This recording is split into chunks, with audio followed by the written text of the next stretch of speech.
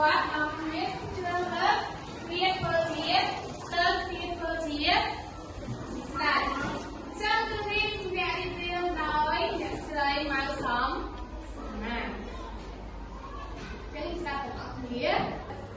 គ្រប់គ្នារស់នៅតាមសេរីភាពចង់ធ្វើអ្វីតាមចិត្តរៀងខ្លួនគ្មានអ្នកធំគ្មានអ្នកតូចគ្មាននឹងអ្នកណាកោតខ្លាចអ្នកណាឡើយចា៎នេះរបៀបអូសារក៏នៅដោយគ្មានមេគ្មានវិស័យទេដល់ពេលក៏បានតែវេលាក្រោយមកទៅមនុស្សរួមគ្នាជាក្រុមជំនុំគ្នាលើមនុស្សម្នាក់ធ្វើជាស្ដេចគ្រប់គ្រងលើមនុស្សទាំងអស់ឲ្យសោយរាជសម្បត្តិនិងគ្រប់គ្រងអាណាប្រជាមនុស្សរៀបខទៅ